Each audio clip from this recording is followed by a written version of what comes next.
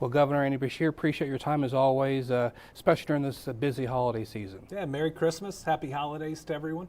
Happy Hanukkah. I know our Jewish brothers and sisters have had a tough start of Hanukkah with that attack on the beach in Australia, but we're certainly thinking about them and praying for them here in Kentucky, such an important community in our Commonwealth. And I wanted to have you give some context for our viewers about what we're talking with you today, a temporary space for potentially the next several years. Update our viewers on who may not be aware that the state capitol is completely vacant with some construction going on, and you're here now. This is our new media room, so we will not be back in the room that we broadcasted all the COVID updates from. The Capitol's closed for at least 4 years with just a massive renovation. Hadn't had a big renovation in 70 plus years. So I think, our Capitol, like our democracy, sometimes takes some work, and we're putting it in right now.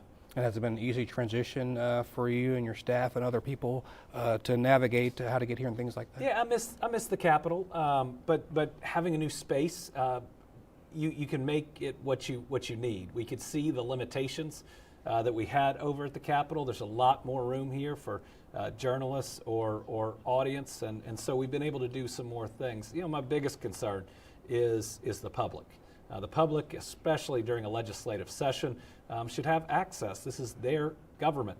But our legislature decided to build their temporary chambers without any viewing area at all. And now a lot of people get caught up in the galleries, the balconies, and the legislators talk about the cost there, but they could have bleachers. You could have seats. There could be lots of other ways. And so we've tried to design this space and others to welcome the public in.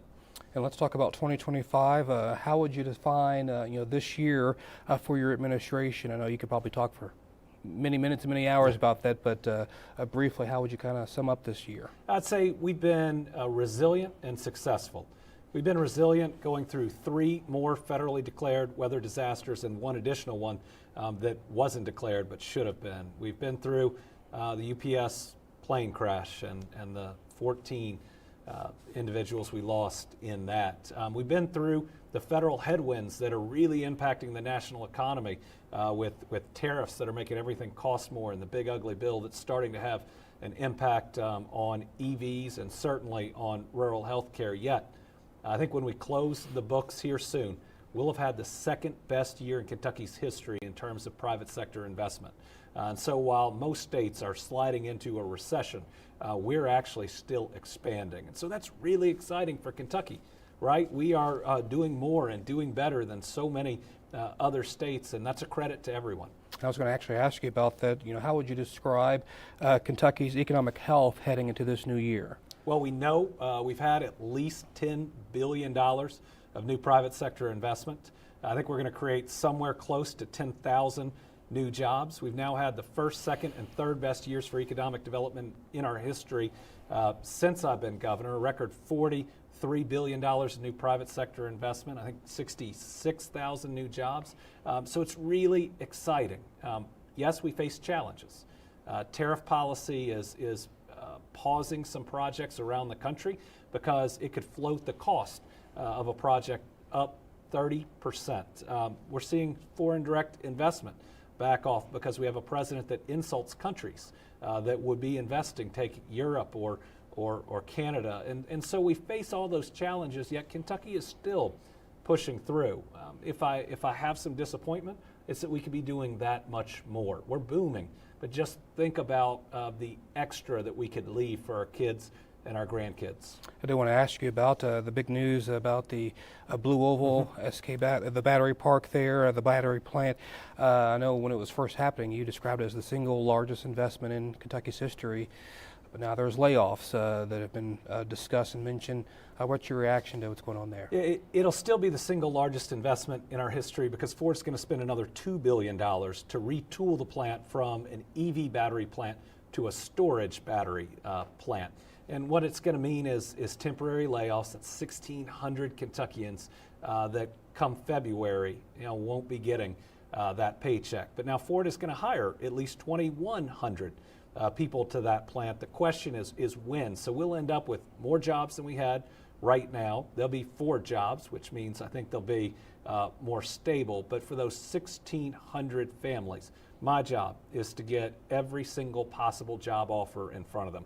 With all of these announcements we've made, there's a lot of companies that are coming online. There's a lot of companies that could use people with the training that the Blue Oval employees have had. So in the end, the Blue Oval, now the Ford plant, it's going to be okay. It may turn out to be even better, but knowing those families are going to have to go through this, my job for our state government is all hands on deck to make sure we make that transition smooth and make sure that people are at least as well off as they are right now. And what are your comments on people who are either surprised still by the news or concerned about, the big prospects of the 5,000 potential jobs and a lot of redevelopment in that area, but now that all is up in the air? Well, we're going to get there. I'm fully convinced and even optimistic that we're going to get there, but it is going to take more time. But listen, we had a president and, in fact, some congressmen from Kentucky that rescinded significant legislation that had led to Ford and SK On forming this partnership. In other words, we had iconic U.S. companies and others joining together to build an industry of the future that was then directly attacked by the president. We had a congressman who has it in his district that pushed a bill through that has led to a lot of this. And now I know he's now called it a liberal pipe dream. Tell those 1,600 employees that would otherwise still be working that it's a liberal pipe dream. This is people's jobs. This is a big part of Kentucky's future. You're supposed to represent the people of your district, not just your party or a president. I want to transition and move to public safety and talk about infrastructure. Obviously, we've dealt with a lot of extreme weather over these last several years and natural disasters. Is Kentucky more prepared to address these moving forward? Because we've seen obviously an uptick, it seems like.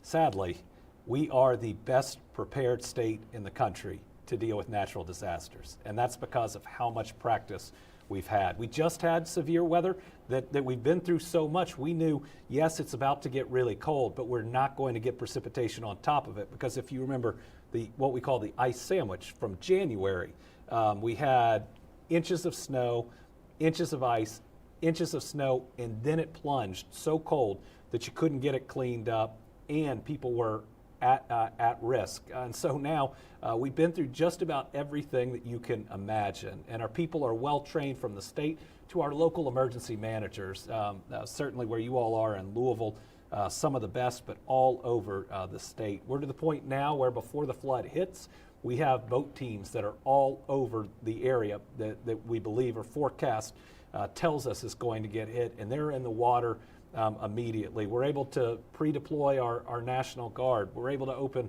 warming centers earlier. We've used our state parks to help people in all these circumstances. We have a travel trailer program for intermediate housing that no one else in the country runs. I wish we hadn't had to learn all of that, but it does mean that if our families are hit by one of these natural disasters, they're going to get the best service, and we're going to care for them better than anybody else would. And as you know, there's a lot of discussion on the national level about FEMA and its status and its future. What's your position on FEMA? Well, the federal government can choose to be there for the American people at their worst and darkest moment, or they can choose to abandon them. FEMA is critically important. It doesn't mean that there aren't things that you need to fix, but then go fix them. But the idea that no help is coming, no dollars are coming, you are on your own, that's what President Trump is saying to the states, to the American people, when he says he wants to dissolve FEMA, which hopefully he's backed off on. And let me just mention, in a lot of these discussions, he keeps saying, well, we shouldn't be spending so much of our money versus the state money. Listen, every federal tax dollar is coming from one of our states or the District of Columbia. This isn't their money. This is the taxpayers' money, and it should be there to help that taxpayer in a time of difficulty. I want to move on and talk to you about education. I know you've been very outspoken about pre-K for all and wanting to see them move forward. The legislative session starts in January, as you're fully aware. Where do you see this discussion going? It's got the most support that it's ever had. It has Democratic and Republican representatives and senators who are outwardly for it. It has 45 local chambers of commerce that are for it. Hundreds of businesses have signed on. This is something that Kentucky needs. The states that have pre-K for all 4-year-olds are using it against us when they recruit businesses. So we are at a competitive disadvantage. And it's sad that it's taken this long, but it took 6 years to raise the dropout age to 18 when it first started. That's a no-brainer. It took, I think, almost a decade to get a booster seat law that now thankfully protects our kids. So anybody who says that this is partisan or political, 4-year-olds aren't registered, they can't vote. This isn't about a win for me, it's about a win for those kids and the loss that they suffer if we don't pass this. But to bring it home, right now, if you are a single parent that makes $17 an hour with 2 kids, you make too much to qualify for the current pre-K programs. Think about that. Also, I know there's a lot of discussion around teacher shortages, but also school funding with this next budget session coming up. Do you plan to address that at all in your governor's budget next year? So this is an education first administration and an educator first administration. So you are going to continue to see budgets coming from the Beshear administration that are pro-public education and that add more dollars both to educate our kids and to make teacher salaries more competitive. We've thankfully raised salaries in state government, and because of that we have more troopers on the road, more corrections officers, more social workers. When you pay people closer to what they're worth, they're more willing to do a job. We need to do the same for our teachers. I mean, everybody else in the public sector is doing better, yet not all of our teachers have gotten a raise. That's having our priorities out of whack. What gives you optimism for this next year when you're various issues and priorities, and how do you kind of rank them and put them and decide what's most important right now? What gives me optimism is people focus on back and forth with the legislature. Our work with counties and cities is seamless. Zero politics ever come up. We treat all those most important issues like jobs and health care, infrastructure, public education, and public safety as nonpartisan. And what you see are multiple county judges, this administration, mayors, councilmen and women, all working together for the betterment of their community and all celebrating together. I've seen more unity and cooperation, especially the past 3 or 4 years, than I've ever seen in state or local government, and that's a big credit to a lot of people. And so I see more Team Kentucky out there, even if you don't always see it in the House and Senate chambers here, but I see more Team Kentucky out there, and it's one of the reasons we're winning. Companies see less division here. They see less us versus them. They see a more united people, and that's something they want to be a part of. I want to ask you too, in our last few moments with you, obviously you have a lot of different hats you wear, including the new chair of the Democratic Governors Association. Remind our viewers about what that is, the importance of it, and then your role next year. Yeah, I'm excited. I'm chair of the Democratic Governors Association through next December. My goal is to elect as many Democratic governors as I can, because when we elect Democratic governors, we do something that Republicans don't do. We govern well. And so when you get a Democratic governor in a state, you see more jobs, higher wages, expansions of health care instead of contractions. You see getting more people into the workforce by having a hand up, not a hand out. But certainly it's better to give a hand up than to kick somebody while they're down. You're going to see us win in places that people aren't expecting. I mean, we just had a special election last night in Louisville where I think district that the vice president won by 5 points last year, our candidate just won by 50. And so you're seeing a nation wake up, seeing this president for who he is, and having a Congress or governors that won't stand up to him simply because they share the same party registration is shameful, and we're going to hold them accountable. And how do you balance all the things you've got going on with being the governor, the chair, but then life and all the things you're doing? Well, I've got time because when I first became governor, every minute I wasn't doing this, I was spending with my kids, but now they're teenagers, and they would prefer to be with their friends than dad. But no, you make it all work together, trying to make sure I have scheduled time with the family, but that I'm present during those times. And that's actually a challenge that I sometimes fail. Now, not just being there with them, but are you fully present in your interactions. But the great part about the DGA job is I get to spread our story, Kentucky's story. You know, for far too long, people looked down on us, and now they're looking up to us. I mean, we're no longer a flyover state. And to be able to go around the country and they hear about the things we're doing, and they applaud and they get excited, that's a special thing for all of us. And do you personally, are you enjoying the process of traveling around the country and being able to, or are you also overseas? Do you enjoy that aspect as well? I do.